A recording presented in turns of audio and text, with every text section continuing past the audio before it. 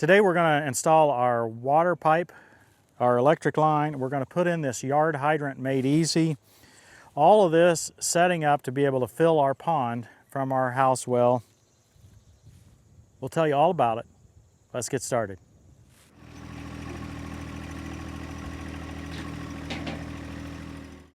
We have a plan to maybe tee into this water line that we're running at some later date. And rather than having to run back to where we just got through all those other wires again, right? We thought we'd see if we could get a spot here more prepared to be able to tee in here. If and when we do that, we'll run out that way across our driveway. So I think we got a plan here. We'll show you in a minute. So surely you recognize there's a better way to fish, right? This is kind of cruel. Well, Tim.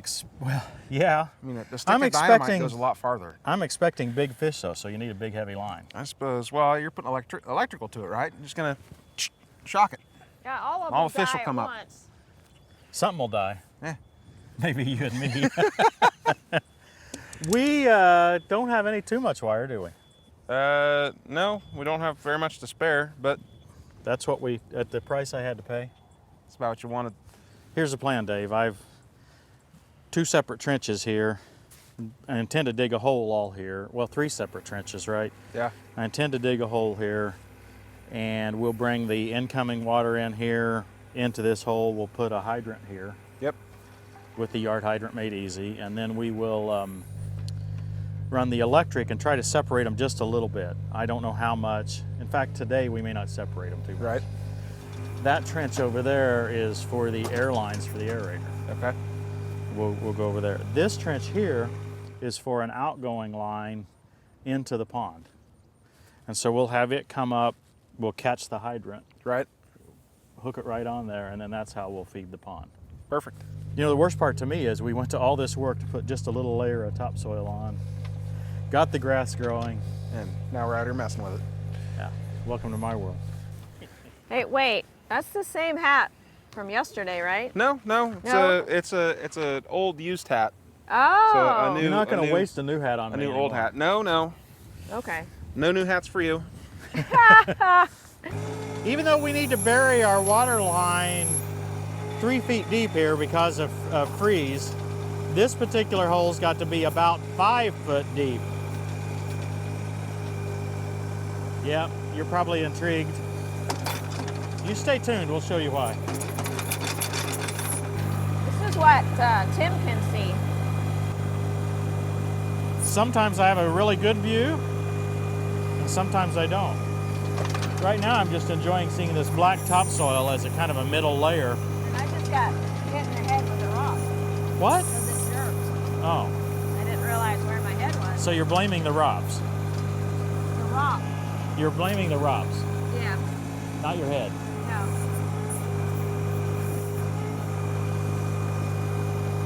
That's probably about deep enough for my step. I think the backhoe's a jerk. You think so? Well, Yeah. it's probably the operator. I could be a lot smoother with Mini. It's funny, I get a lot of comments on how great of a hoe operator I am when I'm running in that mini excavator, and a lot of comments about how worthless of a hoe operator I am when I'm running this one. You know, guys, I'm kind of the same guy. Maybe the hydraulics are a bit different. Maybe, but you know, this guy's getting the job done, and it's been pretty much fine for this particular task. You can see about the limits here. I'm getting to where I'm having trouble putting the spoils without them falling back into the trench.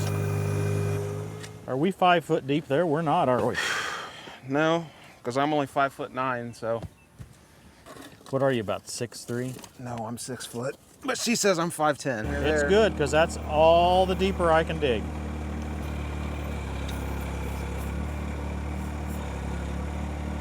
But we're not to China yet.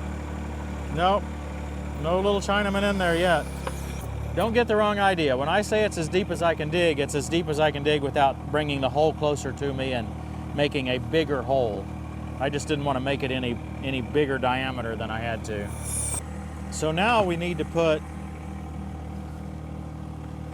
straps on your hat. Yeah, I'm gonna Harrison Ford it, get a stapler. Staple it to your head? That's what he did for Indiana Jones. I think I'll try to get some of these crumbs out of the way, and then I guess we need some rock for the bottom. Can you go get us some rock? We don't have a load of rock, so you're gonna have to probably just scrape some up off of the back area there by the shed. We can do it. Okay. Dave can do anything. Oh, not anything, just a lot. I got your rock.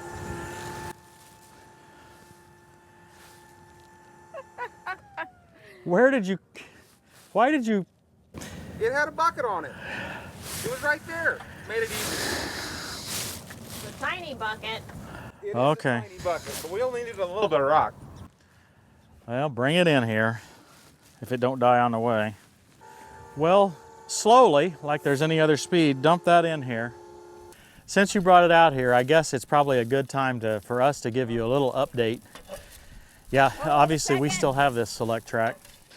The crazy thing is that after that last episode where I said select track is dead, I don't know, the CFO, I believe, or Chief Operating Officer, I don't remember which. Robin reached out to me and they paid us. They paid us what they owe us. Now, I haven't heard from them since. They haven't offered to come get the tractor. I don't think that's an indication that the company is alive, or at least in good condition.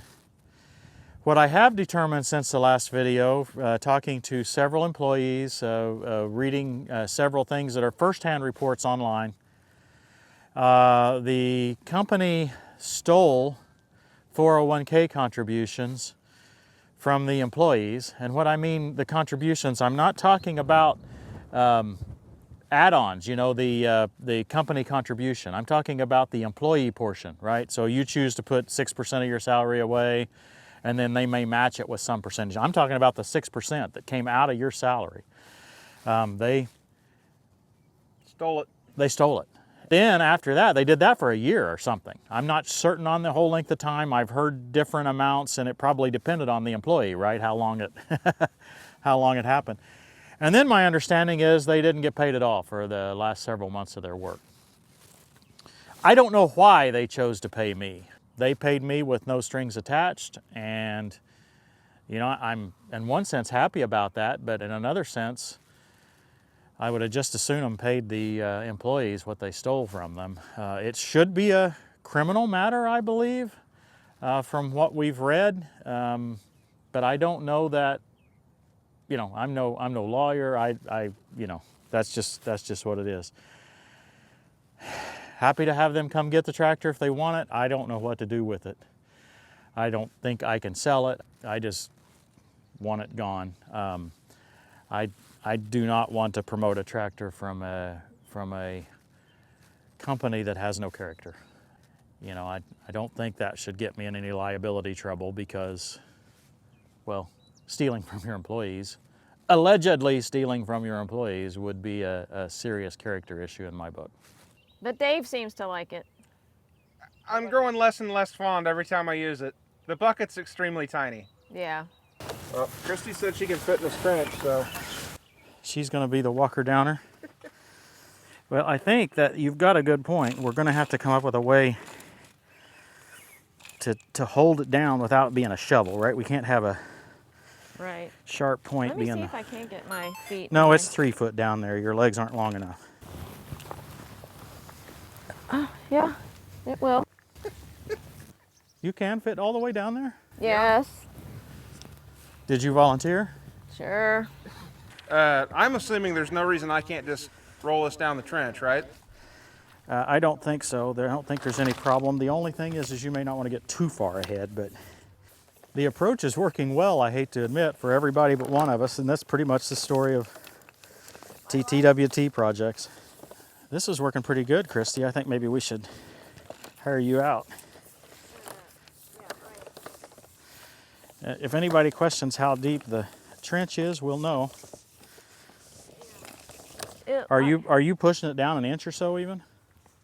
I don't know. Yeah. How painful is it for you? It's not too bad. Gets narrower than others, which doesn't make any sense. That's probably where I go really straight. Okay. Honestly, just looks like it's sitting in the bottom. I think it's sitting in the bottom. Okay, if you want to hop out, you can. Yeah, I think it's. So your job is superfluous. Now here it is up. See, that's why I wanted to push her downer, and not you necessarily. Do you think not a yard rake, but the rake we sometimes use for soil would work? Garden rake? A garden rake. A garden rake will work perfect. There's one in the Gator. Yeah, this is a lot easier.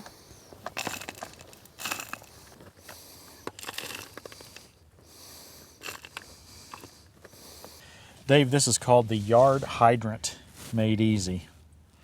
It's actually a really nifty concept here. See, this is a pitless adapter. Mm-hmm. Goes right down in there like that into the other half of the pitless adapter, which is here. And this allows us, if the hydrant ever rusts out here, Right. then we can simply replace it without digging again. It's a brilliant concept. This goes on the bottom of the hydrant. This is a check valve here, Okay.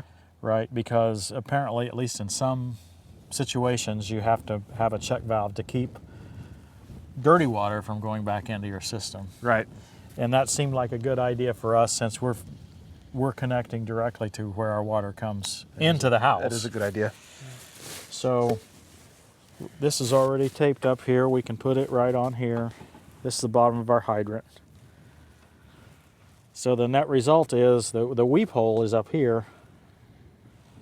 The hydrant's going to be longer, right? So that's why we had to go 5 feet. Right. 5 feet, and then we put in the rock. And so this part has to be 4 feet, and then that allows the weep hole to be still 3 feet. A lot of times on the weep hole, like that hydrant at the house, they put a little downward spout on it to try to keep that from plugging up. Dirt. Yeah, because that's what a lot of times happens. We're not going to worry about that because we're going to be in here and it'll be protected from the dirt, so I don't think we'll have an issue. The Yard Hydrant Made Easy is available, I think, at yardhydrantmadeeasy.com. And there is a code TTWT there for a discount. I don't know how much of a discount. It's a good one. These water pump pliers should be out there in the pond. But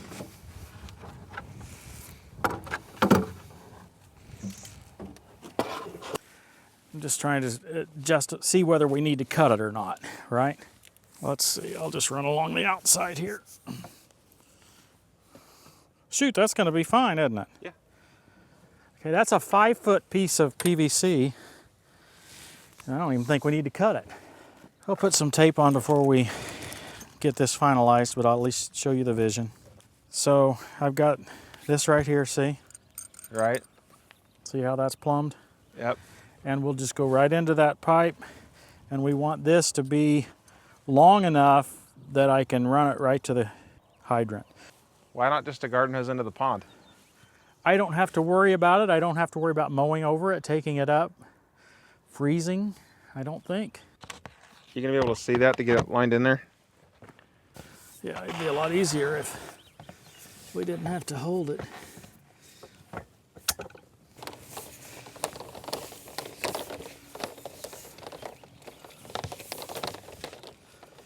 Yep. I think that's what I want. It may be a stupid idea, but that's kind of what I got in mind.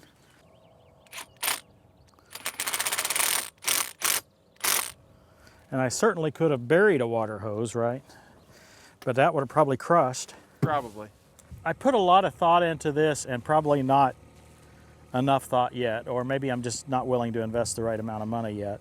I have a couple of problems here that I was trying to solve. I would have loved for this to have been totally automatic, right? That it fill the pond, keep it full, and not have me any involvement at all. I had trouble figuring out how to do that and truly ensure that none of that pond water was ever going to get back into my drinking water. And that's one problem. And the other problem is that I wanted to make sure that it would not freeze in the wintertime. This is probably a halfway solution. This will solve number one for sure. There's no way that I'm going to get pond water back in my drinking water. Belt and suspenders on that, right? Because it's physically coming up and going back down. Even if there is some sort of a suction created here, there's a check valve in the bottom that's going to prohibit that. So we are protected from getting any pond water into our house water. I'm good on that. I don't have anything automatic as far as shutting off the fill or turning on the fill at this point, but that can come at a later date. What I do have is the ability to come out here and turn it on.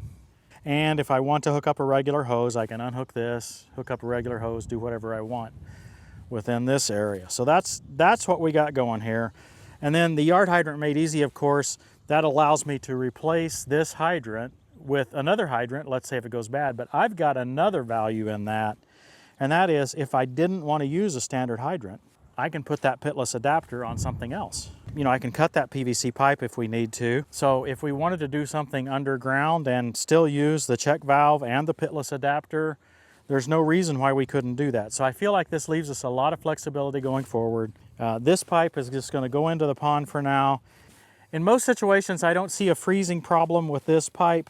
I suppose if the water level is right up at the surface, then that means it's going to be right up at the surface here.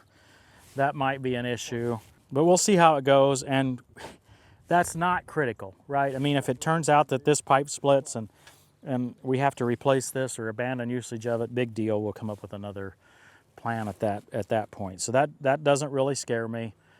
I wish I could just say any questions on how this water is set up, because I feel like we have a good plan here. We're going to work on the water at the other end here in a few minutes and put in a shutoff valve there, an underground shutoff valve, also from Yard Hydrant Made Easy, just like the ones in the city. And that way, if we have any water issues from there to here, we can shut it off there without shutting off the whole house, and we'll be able to resolve those or enhance this in the future.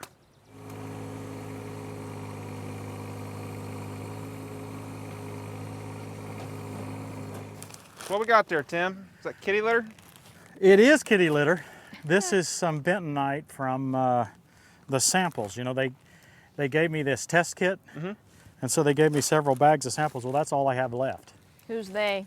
Naturalwaterscapes.com, thank you, /TTWT, and use code TTWT, and you get $20 off your first order of $100. How many percent off is that, Dave? Well, it'd be 20% off of $100. There you go. He can even do math. Why in the world do I have a tote, Christy calls them a tote, storage container out here in the ground? Well, the idea is to take this extra cable and to roll it up inside this storage container with the thought that we might actually put a building out here someday, maybe a gazebo, maybe something better than a gazebo. And we don't know where we would put that. And so we don't really even know where we would want to put an electrical box. Right now we only have one item to run, and that's the Natural Waterscapes aerator that we've got. And so I'm planning on doing a little bit of a temporary usage, right? I mean, Dave's mobile home, single wide mobile home. Yep, single wide. Cable that we talked about last episode, 2224, is a little more than necessary to run this aerator. But the idea is that we would only run the cable once, and then we would come back out here and regroup when we are ready to put in an actual box.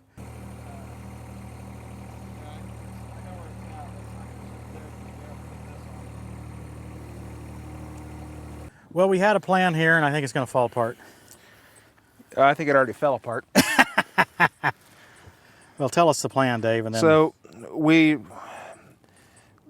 there's potentially more building projects going on, and for part of that we need water. And so the idea was we were going to bury this tote upside down over the water line, so the next time we came through, we could easily get to it, find it, and run our water line.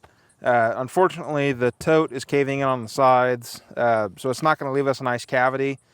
But we're just going to go ahead and leave it there because it's still going to be a good marker. It just isn't going to be as good as we were hoping for. I think our idea was dig to this and we'd have a hole already dug. Yeah, sort of. Yeah, that's what So- the idea was. Probably wasn't a very good idea anyway. We were then going to put this pallet over the top of it to try to distribute load that went over the top of it. Right. I think, Dave, it's going to crush when we put the dirt on it. We may not even need the pallet. In other words, just let her crush. Just let it crush. Do you want to put the pallet in there still or no? Not really. Then that's more stuff we have to dig out. Fair enough. This is my favorite way to fill in a trench. It may not be the fastest, but I like it because it's clean. I'm able to just reach over the trench and back drag in there, and then we'll be able to use a rake and get the last of that, the crumbs over there.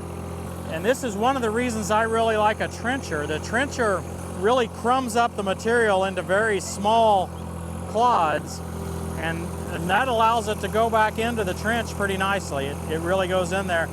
If I use a backhoe, even like a narrow backhoe, the clods are really big, and so it doesn't go back in as well. Now, of course, I say that, and I've got this huge hump sticking over the trench. It's still not settling perfectly, obviously, so, but it will settle at some point. We'll come back out and work on it. I had already partially filled this in. I don't know, I intended to put about a foot on it, or at least leave it a foot from the surface. And then Dave and Christy put caution tape down. You can see the yellow caution tape there off in the distance. Hopefully if we're digging again, we'll encounter the caution tape before we encounter what we need to be cautious about. Of course, knowing me, I'll be, who put this caution tape here? What's that all about? And then I'll just keep on digging. The stiff hose is not necessarily one of the brightest parts of this invention, Dave. You know what we could do though is cut the hose at closer to ground level. Let's put a little flexi joint in it Put or a little something. flexi hose. Let her happen. We certainly didn't hear any water running until then, right? Day 4 of this project, right? It feels like about day 6. It's only day 2 of the project, and actually it went really well. We didn't have any issues other than just issues. And in the other episode, which I won't remind what issue that I caused in the last episode. Yeah, it might be obvious to some viewers. But we're filling the pond. Yes, we are. Now we're probably not going to let it get full because we have to work on another aspect at the same time. If we get it full, we would have to worry about an overflow. Right.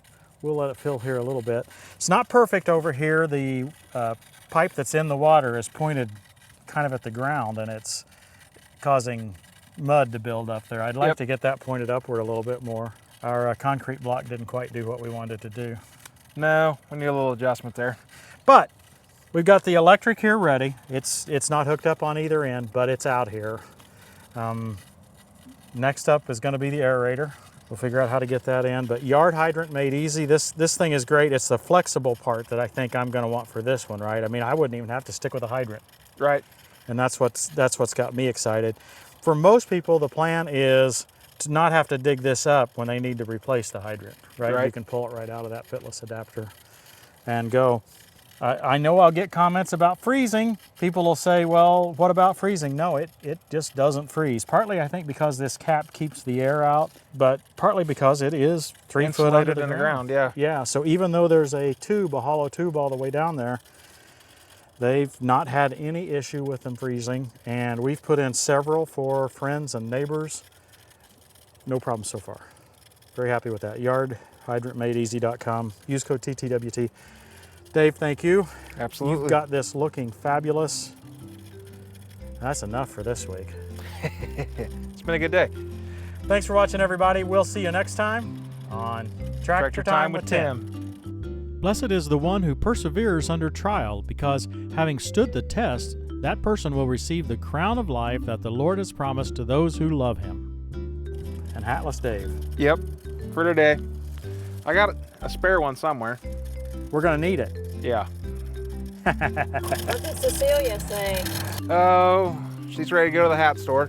Okay, she wasn't like, you can't visit him anymore because he destroyed our wedding memories. Nope, nope. She's ready to go get another one.